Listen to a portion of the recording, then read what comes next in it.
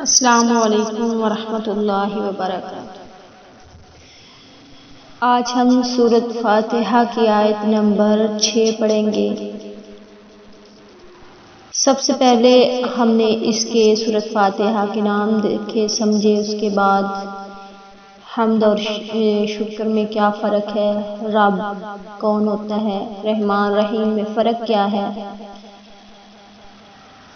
مالک ہے بدلے کے دن کا، جزا کا دن کون سا ہے، اسی طرح عبادت کس کی اور کیسے کرنی چاہیے، عبادت کے اندر کیا ہے، توحید ہے، توحید کی اقسام بتائی ہیں اور مدد کیا ہے۔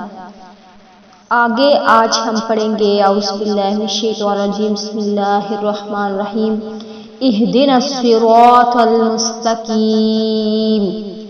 اہدنا دکھا ہمیں یا چلا ہمیں، دونوں معنی ہو سکتے ہیں۔ اہدنا الصراط دکھا ہمیں، اور صراط راستہ، مستقیم سیدھا راستہ۔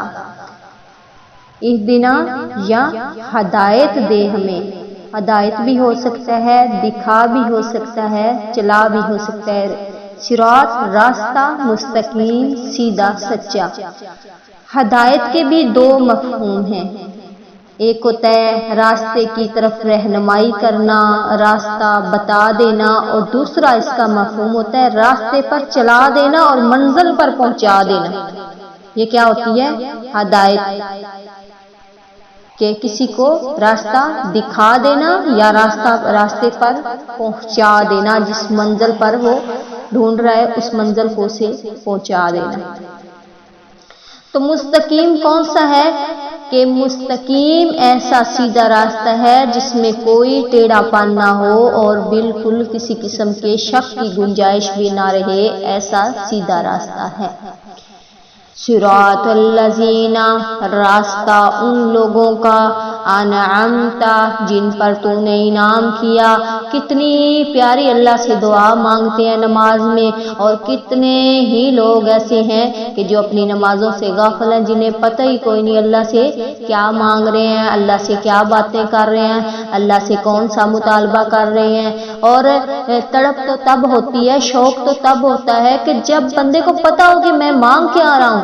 اگر اس بات کا پتہ ہی نہیں تو تڑپ کس چیز کی، شوق کس چیز کا آئے گا، خشوع اور خضوع کس چیز کی آئے گی۔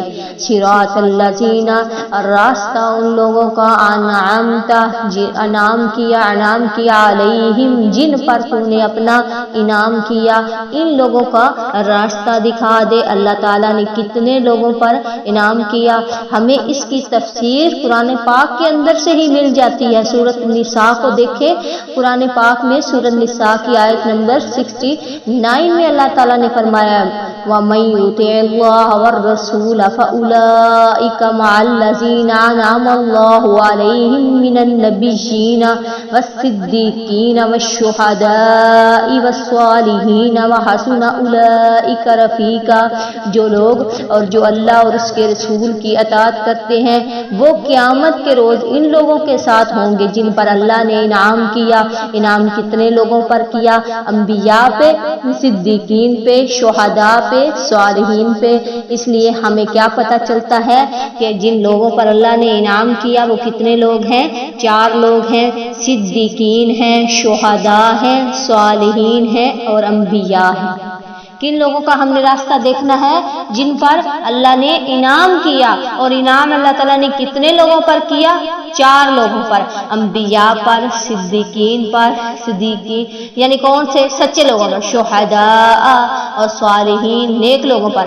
غیر المغضوب علاوہ ان کے، ان کا راستہ نہیں دکھانا، علیہم مغضوب جن پر غضب ہوا، علیہم جن پر تیرا غضب ہوا ان کا راستہ نہیں دکھانا۔ مغضوب سے مراد کون ہے؟ یہودی ہیں، والضالین اور نہ گمراہوں کا راستہ دکھانا، اور گمراہ کون ہے؟ عیسائی ہے۔ کون ہے؟ یہودی۔ ضالین سے، مغضوب سے مراد کون ہے؟ یہودی ہیں، روایت سے یہی ثابت ہوتا ہے۔ ضالین سے مراد کون ہے؟ عیسائی ہیں۔ تو سورۃ فاتحہ کو سمجھ لے، جب سمجھ کے پڑھے تو کتنا اس کے بارے میں سکون آتا ہے کہ ہم اللہ پاک کی نماز میں کتنی تعریفات کر رہے ہیں، اللہ سے کیا مانگ رہے ہیں، بار بار کھڑے ہو کے ہم کہتے ہیں اللہ تیرے لیے تعریفیں ہیں، تو ہی تمام جہان والوں کو پالنے والا ہے، اللہ رحمان بھی ہے، رحیم بھی ہے، اللہ مالک ہے بدلے کے دن کا، روز جزا سزا کے دن کا، اللہ ایاک نعبد، ہم تیری ہی عبادت کرتے ہیں، وَإِيَّاكَ نَسْتَعِينُ، ہم تجھ ہی سے صرف مدد چاہتے ہیں، ہم اللہ کے دیکھیں ہم توحید کے بھی عہد کرتے رہتے ہیں نماز میں کھڑے ہو کے، اهدنا الصراط المستقیم، اللہ ہمیں سیدھا راستہ دکھا دے۔ جب بندہ 5 وقت جا کے خشوع خضوع کے ساتھ نماز کو پڑھتا ہے، اللہ بار بار کہتا ہے اللہ جی مجھے سیدھا راستہ دکھا دے، اللہ میں صرف تیری عبادت کرتا ہوں، اللہ میں صرف تجھ ہی سے مدد چاہتا ہوں، اللہ مجھے سیدھی راہ دکھا دے، مجھے سیدھی راہ دکھا دے۔ 1 رکعت پڑھتا ہے کہتا ہے سیدھی راہ دکھا دے، 2 پڑھتا ہے، 3 پڑھتا ہے، نمازیں پوری 5 پڑھی، جتنی رکعتیں پڑھی، بار بار کہا اللہ مجھے سیدھی راہ دکھا دے، بار بار کہتا ہے اللہ جن پر تو نے انعام کیا وہ مجھے ان لوگوں کا راستہ دکھا دے، بار بار یہ اللہ کا بندہ مصلی پہ کھڑے ہو کے کہتا ہے اللہ صدیقین کا راستہ دکھا دے، اللہ انبیاء کا راستہ دکھا دے، صالحین کا راستہ دکھا دے، شہداء کا راستہ دکھا دے، ان کا نہیں دکھانا جو یہودی ہیں، جو تیرے غضب کا شکار ہوئے اور جو گمراہ ہوئے۔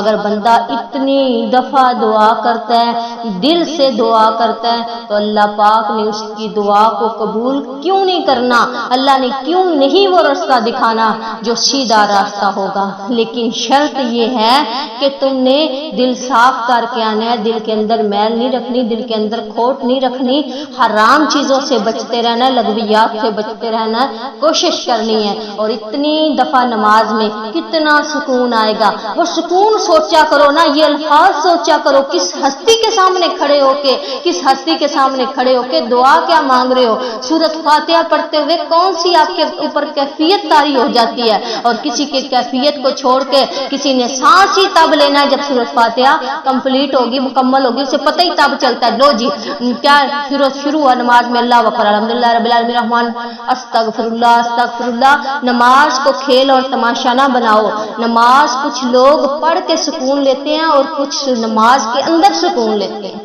ایسے پڑھو نماز کے اندر سکون لو، نماز پڑھ کے نہ سکون لو تیزی سے اور روح کے اندر نہیں اتری اور فوراً اس کو آرام سے تسلی کے ساتھ مانگو، اپنے رب سے کھڑے ہو کے سوالی بن کے اللہ اہدنا الصراط المستقیم، ایسے تسلی کے ساتھ رب کے سامنے کھڑے ہو کے اللہ جیسے میں سوالی بنا ہوا ہوں، یہ سوالی دن میں 5 دفعہ جائے گا، 7 دفعہ جانے پہ دل کرے گا، تہجد بھی اشراق بھی پڑے گا، اللہ پاک کو اس سوالی سے کیوں نہیں پیار ہوگا۔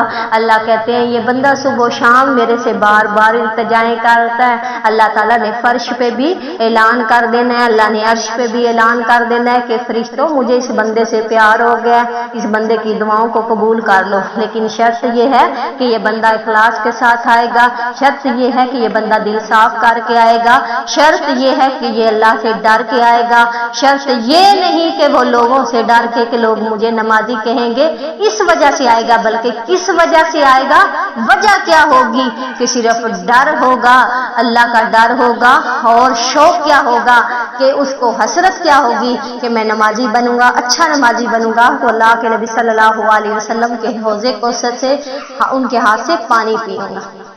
تو سورۃ فاتحہ کو ایسے پڑھیں کہ اتنی دفعہ پڑھیں اللہ راضی ہو جائیں اور اللہ تعالیٰ آپ کو انہی بندوں میں سے کر دیں جن پر اللہ نے انعام کیا۔